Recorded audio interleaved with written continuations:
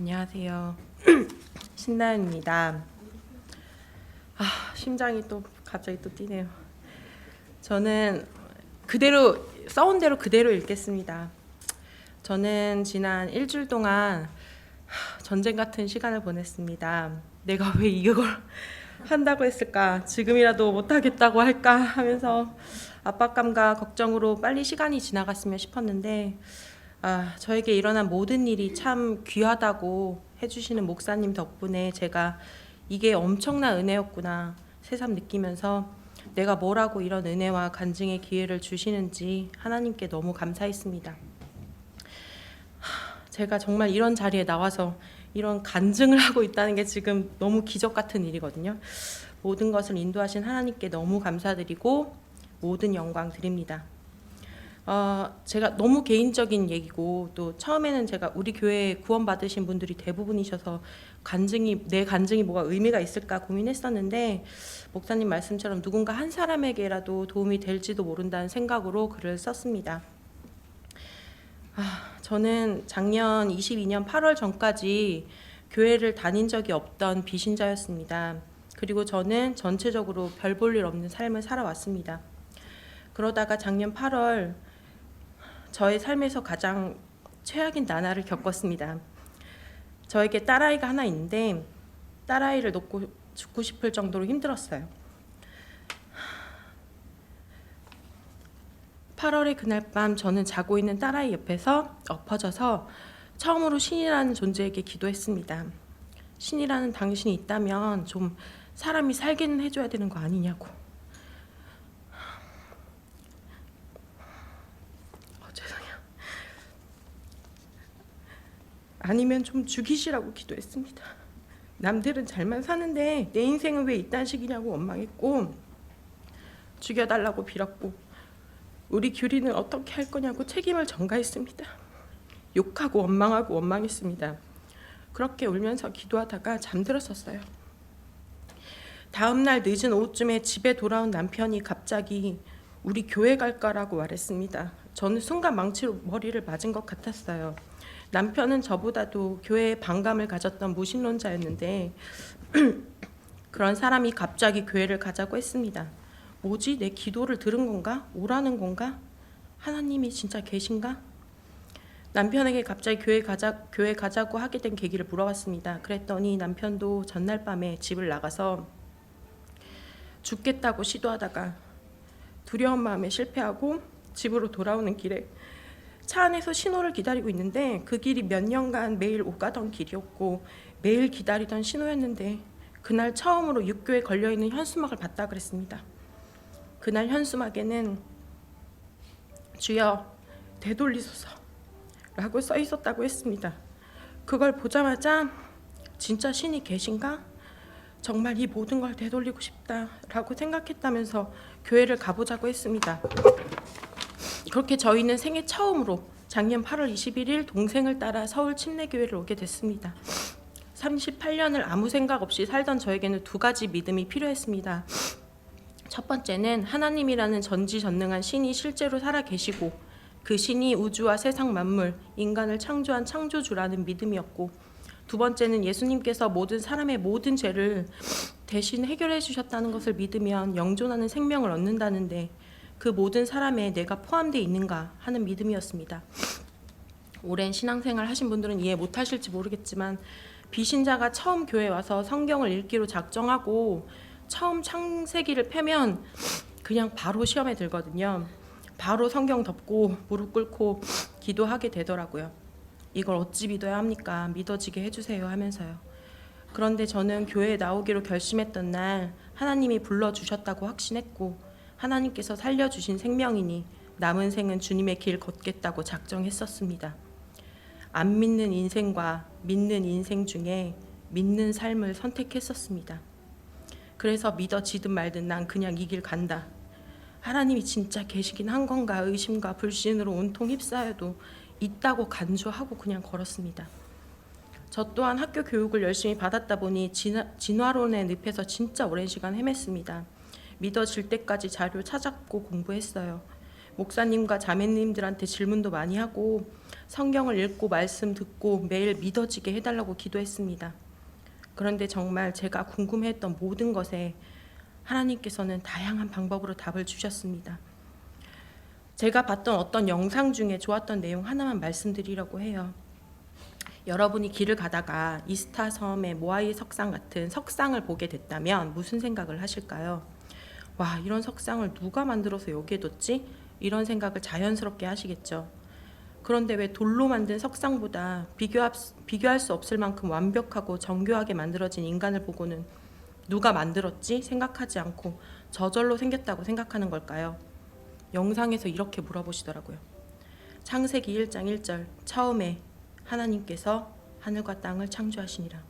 저는 하나님께서 6천년 전 6일 동안 우주와 지구와 지구 안의 모든 만물과 인간을 설계하시고 만드셨다는 결론에 이르렀고 하나님의 전지전능하심과 살아계신다는 것이 믿어지기 시작했습니다.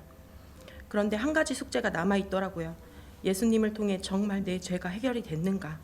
나도 하나님 나라에 갈 수 있는가 하는 문제였습니다. 위대하신 하나님을 느끼고 믿을수록 두려워졌습니다. 나 같은 죄인도 정말 하나님께서 받아주실까? 사랑해 주실까? 오히려 미워하시진 않을까? 진짜 나 같은 위선자가 없는데 하나님을 믿는다면서 변한 거 하나 없이 매일 짓는 온갖 죄들이 저를 괴롭혔습니다. 이대로 지옥 가면 어쩌나 두려웠습니다. 요한일서 1장 9절 만일 우리가 우리의 죄들을 자백하면 그분께서는 신실하시고 의로우사 우리의 죄들을 용서하시며 모든 불의에서 우리를 깨끗하게 하시느니라. 그냥 이 말씀 하나 붙잡고 살았습니다. 매일 그렇게 매일 하나님께 저도 구원받게 해달라고 떼부리고 징징대면서 기도하던 어느 날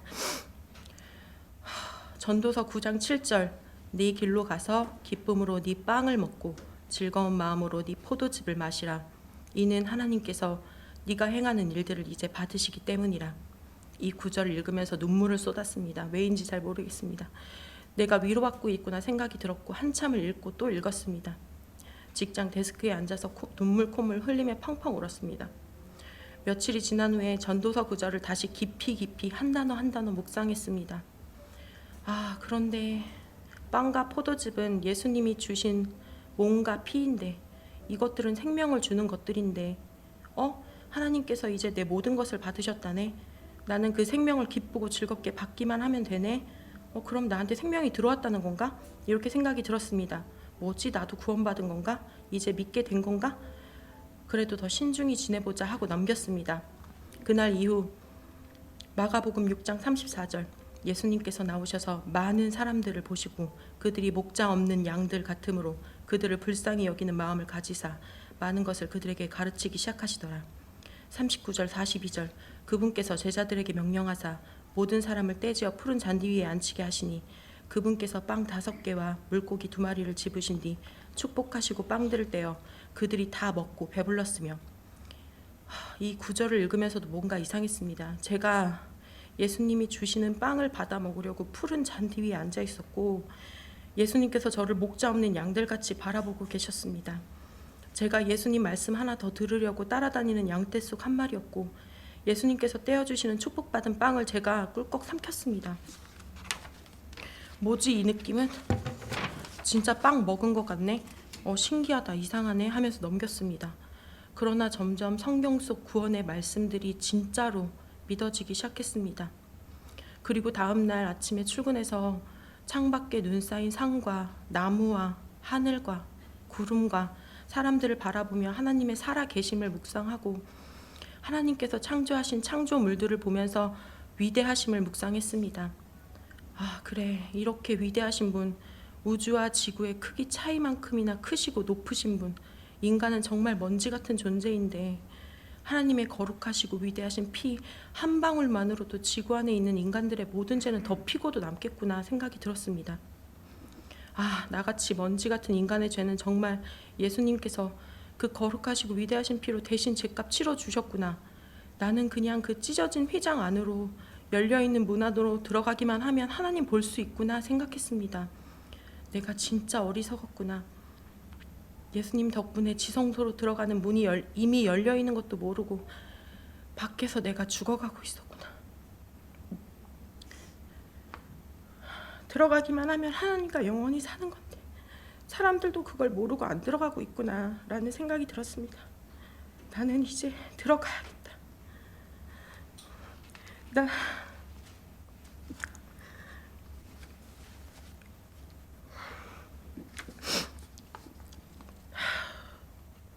나는 들어갈 수 있는 자격이 생겼다 생각이 들었습니다. 로마서 3장 24절 그리스도 예수님 안에 있는 그 속을 통해 하나님의 은혜로 값없이 의롭게 되었느니라. 갈라디아서 5장 1절 그리스도께서 자유로 우리를 자유롭게 하셨으니 그러므로 그 자유 안에 굳게 서고 다시 속박에 멍에를 매지 말라. 와, 진짜 이렇게 공짜로 주신다고? 진짜 은혜만으로 내 모든 죄값 치러주시고 용서해 주셨네. 주여, 살려주셔서 감사합니다. 감사합니다. 이제 더 이상 죄의 멍에를 지지 말라고 하셨는데 맨날 하나님께 용서만 빌던 나는 그럼 이제 앞으로 뭘 해야 할까? 어떻게 살아야 하나님께서 원하고 기뻐하시는 삶일까 생각했습니다. 요한복음 13장 34절 내가 새 명령을 너희에게 주노니 너희는 서로 사랑하라. 내가 너희를 사랑한 것 같이 너희도 서로 사랑하라. 예수님이 말씀하신 거 남은 하나, 서로 사랑하라 이거구나. 나는 이제 교회를 더 사랑하고 형제 자매님들 더 사랑하고 부모님, 남편, 아이, 친구들 모두를 더 사랑해야겠다 생각이 들었습니다. 누가복음 1장 79절 어둠과 사망의 그늘에 앉아있는 자들에게 빛을 주고 우리의 발을 화평의 길로 인도하셨도다. 저는 22년 여름에 벼랑 끝에서 하나님을 만났습니다. 너무나 감사하게도 어둠과 사망의 그늘에 앉아있던 저를 불러주셨습니다. 주님은 제가 최악일 때 최고로 만들어주셨습니다. 시편 40편 1절 내가 끈기 있게 주를 기다렸더니 그분께서 내게 귀를 기울이사 내 부르짖음을 들으셨도다. 믿어지지 않았던 시간들과 내가 짓는 죄의 굴레 속에 빠져 힘겹고 고통스러울 때도 말씀과 기도 놓지 않고 주의 구원과 믿음의 확신을 기다렸더니 정말 안아주시고 언약의 반지 껴주셨습니다. 로마서 6장 23절 죄의 싹은 사망이나 하나님의 선물은 예수 그리스도 우리 주를 통해 얻는 영원한 생명이니라. 에베소서 2장 8절 너희가 믿음을 통해 은혜로 구원을 받았나니 그것은 너희 자신에게서 난 것이 아니요 하나님의 선물이니라. 끈질기게 하나님의 말씀 놓지 않고 하나님께 구하면 하나님께서는 약속하셨기 때문에 신실하사 선물을 주실 것입니다. 영원한 생명을 주실 것입니다. 또한 어느 날 갑자기 성경의 모든 말씀이 나에게 하는 말씀으로 믿어지고 그 믿음이 하나님의 말씀을 읽으면 읽을수록 더욱 자라나서 시간이 지날수록 너무나 확실하게 너무나 선명하게 믿어지는 기적 같은 확신의 믿음을 선물로 주실 것입니다. 제가 그랬습니다. 로마서 8장 28절 하나님을 사랑하는 자들 곧 그분의 목적에 따라 부르심을 받은 자들에게는 모든 것이 합력하여 선을 이루느니라. 결코 평탄치 않은 신앙의 길이지만 그럼에도 불구하고 저는 이 불안한 세상 속에서 엄청난 평안과 자유함을 느끼고 있습니다.